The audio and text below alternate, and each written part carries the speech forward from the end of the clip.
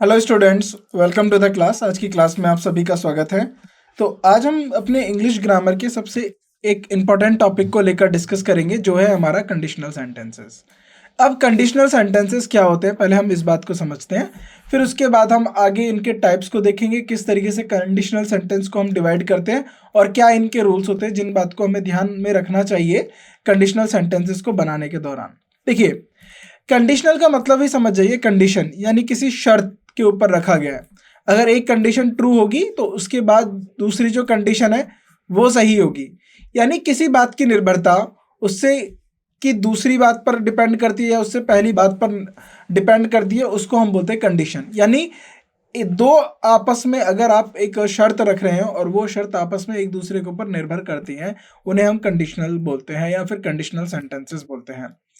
अब आज के जो लेक्चर है इसके अंदर हम सबसे पहले इंट्रोडक्शन देखेंगे कंडीशनल सेंटेंसेस का क्या क्या होता है, फिर हम पार्ट्स देखेंगे कंडीशनल सेंटेंसेस के कितने पार्ट्स होते हैं। जैसे कि एक इफ क्लॉज हो गया, तो इफ क्लॉज वाले पार्ट को हम क्या बताएंगे, मेन क्लॉज वाले पार्ट को हम किस तरीके से डील करेंगे, और कंडीशनल सेंटेंसेस के टाइप क्या होते हैं, कितने टाइप के हमारे कंडीशनल सेंटेंसेस हैं।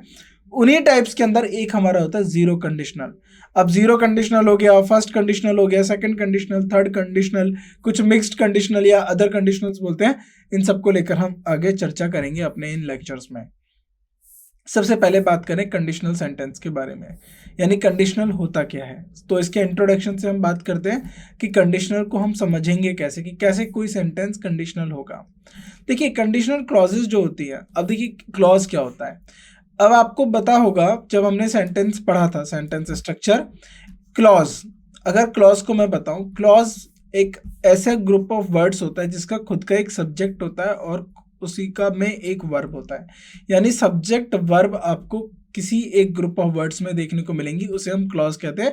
बट वो सेंटेंस नहीं होता क्योंकि वो अभी पूरा मीनिंग कन्वे नहीं करता। तो उसकी मीनिंग अगर किसी और दूसरे क्लॉज पर डिपेंड है, यानी कोई और क्लॉज उसके मीनिंग को कन्वे कराने के लिए लेके आया है और उन दोनों को एक साथ लिखा जाएगा, तब हम एक सेंटेंस को बोलेंगे। नहीं तो क्लॉजेस को हम किस तरीके से बोलते हैं, group of words which have their subject, own subject और वर्ब, यानी ऐसे ग्रुप ऑफ वर्ड्स जिनके अपने सब्जेक्ट और अपने वर्ब होते हैं। राइट तो कंडीशनल क्लॉजेस ऐसी क्लॉजेस होती हैं, या फिर हम इनको इफ क्लॉजेस बोलते हैं। यानी आपको ज्यादातर इफ देखने के लिए मिलेगा कंडीशनल क्लॉजेस में। अगर ऐसा होता तो मैं ये करता, अगर बारिश आती तो मैं नहीं जाता, अगर बारिश नहीं आती तो मैं खेल रहा होता।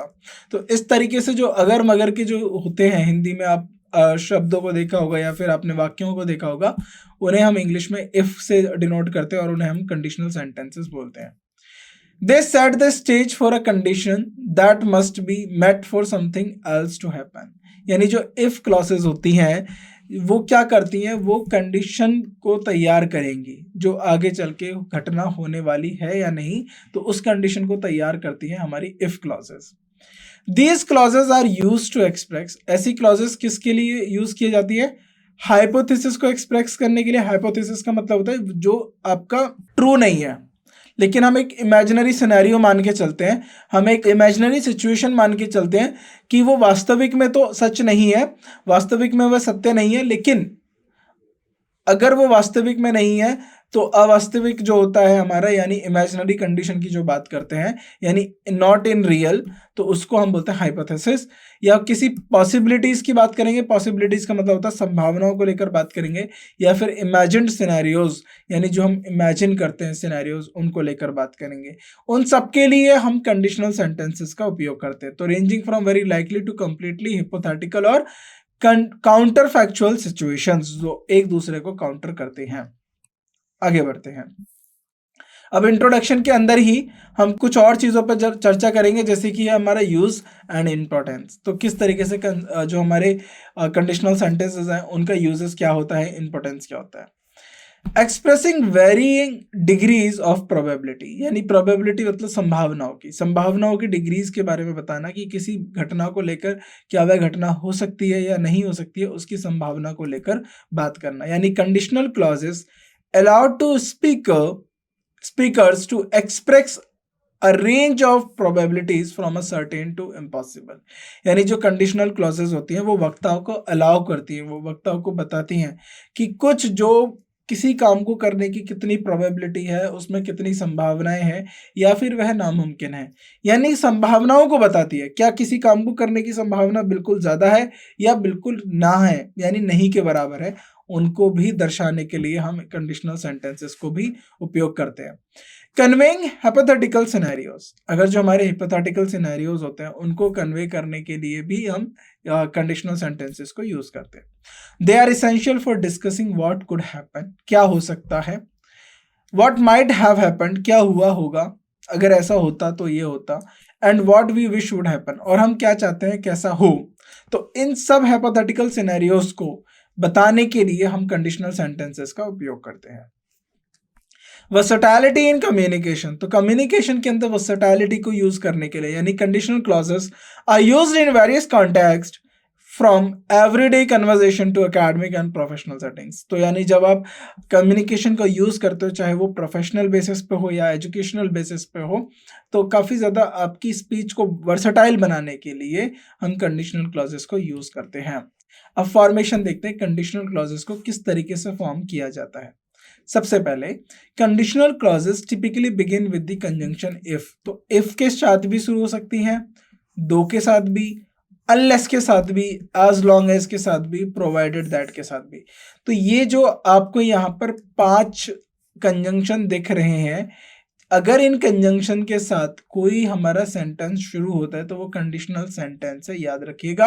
अगर उसमें कोई एक काम किसी दूसरे काम के ऊपर निर्भर करता है तो वो हम कंडीशनल बात करेंगे, उसको कंडीशनल सेंटेंस को उसको कैटेगरी में रखकर चलेंगे, right. Can also introduce conditional ideas. The clause present a condition followed by a main clause which depicts what will or might happen as the result of the condition। अब क्या कहने का, इसका कहने का अर्थ ये है कि एक कंडीशनल क्लॉज हो गई और उसके बाद एक मेन क्लॉज हो गई, यानी अब बात ये जो मेन क्लॉज है वो इस कंडीशनल क्लॉज पर डिपेंड करेगी। अगर ये कंडीशन लागू होती है तो रिजल्ट कुछ ऐसा देखने को मिलेगा, अगर ये कंडीशन लागू ही नहीं होती है तो रिजल्ट ये नहीं होगा, यानी रिजल्ट कुछ और होगा पर ये नहीं होगा। इसी तरीके से हमारे कंडीशनल सेंटेंसेस होते हैं कि अगर जो हमारी कंडीशन है वो ट्रू होगी तो रिजल्ट क्या आएगा, अगर वो कंडीशन ट्रू नहीं है तो रिजल्ट में क्या वेरिएशन आएगा, इस बात पे निर्भरता हमें कौन बताता है, कंडीशनल क्लॉजेस, राइट। सो कंडीशनल क्लॉजेस के बहुत सारे एग्जांपल्स होते हैं, हम आगे भी उनको चर्चा करेंगे।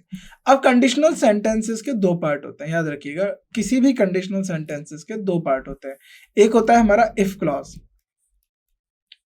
अभी हम इसको चर्चा करेंगे एग्जांपल के साथ भी, और एक होता है मेन क्लॉज, राइट।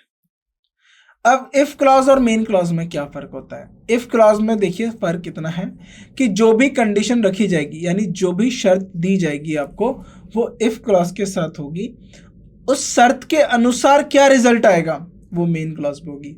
अगर ये शर्त वैलिड होती है यानी ये शर्त लागू होती है तो जो हमारा रिजल्ट है वो बिल्कुल वही आएगा जो हमारा मेन क्लॉज है। अगर ये शर्त लागू नहीं होती है यानी ये शर्त वैलिड नहीं है तो जो रिजल्ट आपने मेन क्लॉज में दिया है वह नहीं आएगा, रिजल्ट कुछ और आ सकता है। ये चीज आप याद रखकर चलेंगे। आगे बढ़ते हैं। इफ, अब एग्जांपल देखते हैं। If I have enough money, अगर यहाँ पर है इफ आई हैव, यहाँ पर याद रखिएगा if I have enough money, अगर मेरे पास इनफ का मतलब है जितना उसकी आवश्यकता है पैसा होता, I will go to Europe, अगर मेरे पास थोड़ा धन होता तो मैं यूरोप जाऊंगा, अगर मेरे पास थोड़ा धन होगा तो मैं यूरोप जाऊंगा।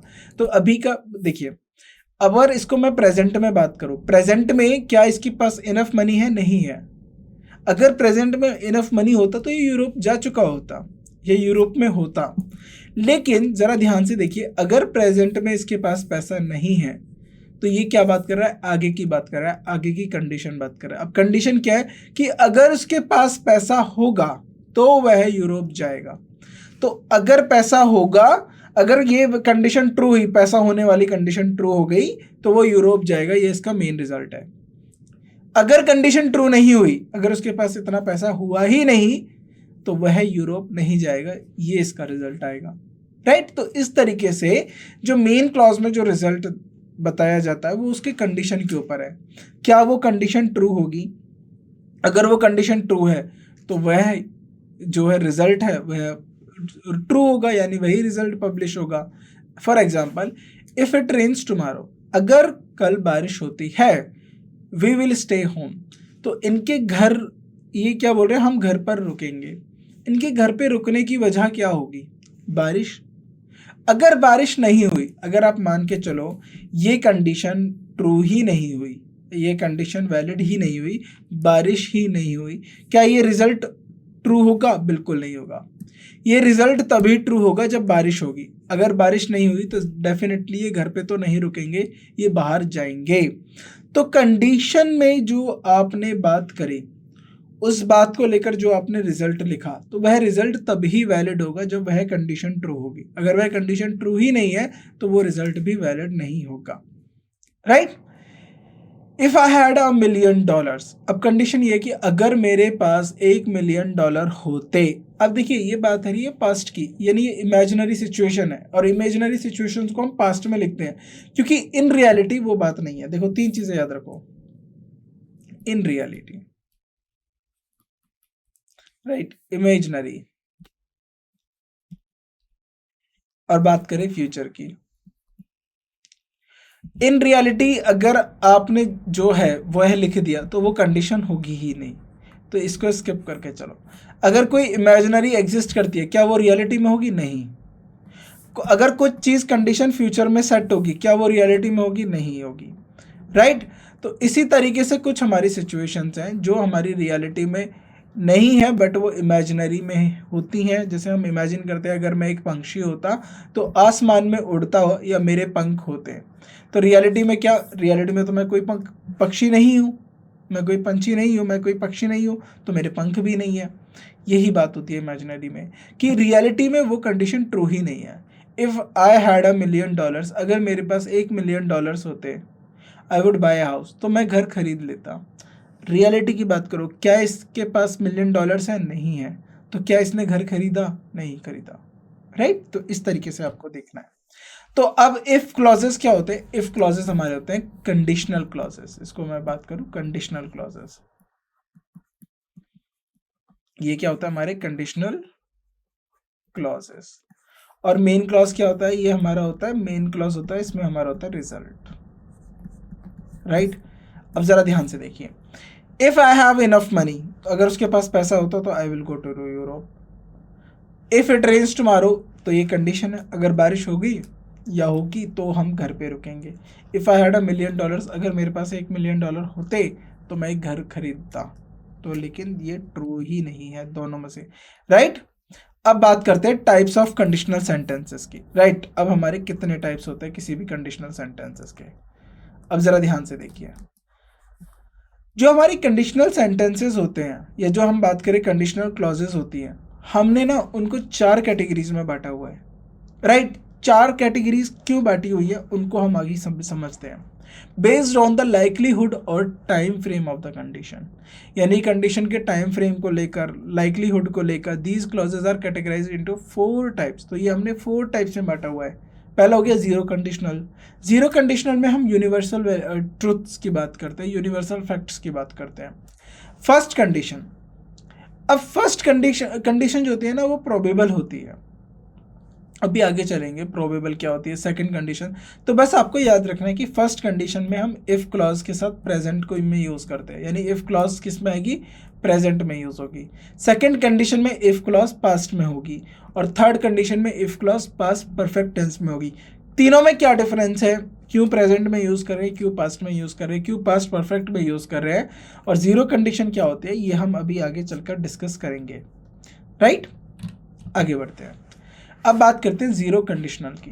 जीरो कंडीशनल क्या होता है? देखिए, यूज्ड फॉर यूनिवर्सल ट्रुथ्स, जो संपूर्ण सत्य हैं उनके लिए यूज किया जाता है, साइंटिफिक फैक्ट्स के लिए यूज किया जाता है, right. The structure usually involves the simple present tense in both condition and main clause, यानी दोनों। अगर आपके पास इफ क्लॉज भी है, यहां पर लिख देते हैं इफ क्लॉज भी है,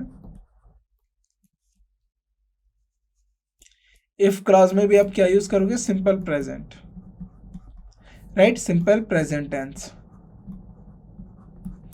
और मेन क्लॉज में भी आप क्या यूज करोगे? सिंपल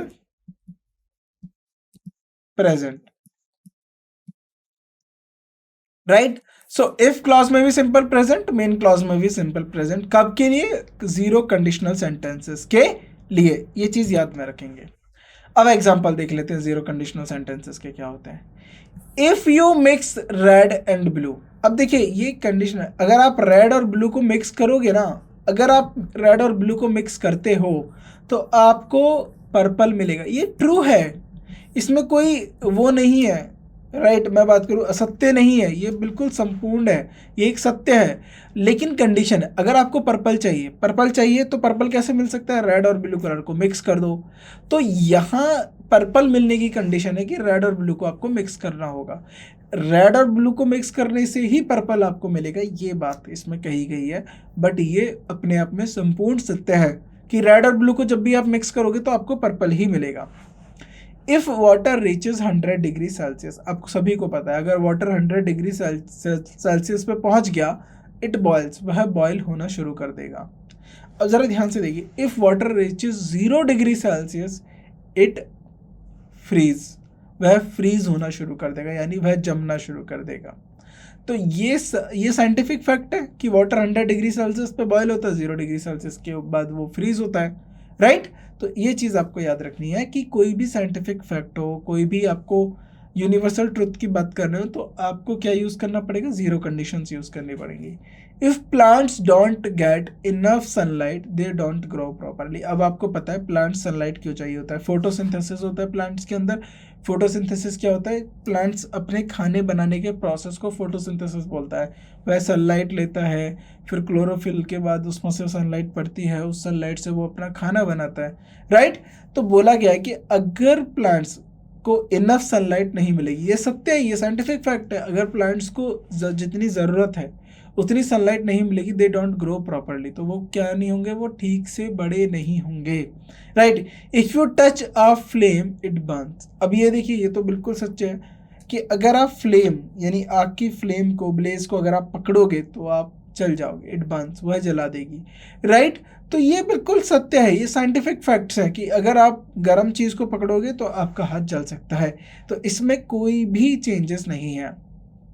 इफ इट रेन्स, अगर बारिश होती है द ग्राउंड गेट्स वेट, अगर मैं बात करता हूँ यहाँ पर if it rains we will not go, we will not go, तो यहाँ पर ये कंडीशन बन गई कि अब प्रॉबेबल कंडीशन बन गई, ये फर्स्ट हमारा कंडीशनल सेंटेंस बन गया, राइट। जैसे जीरो हो गया, फर्स्ट सेकंड थर्ड हो गया ना, ये हमारा फर्स्ट कंडीशनल सेंटेंस हो गया।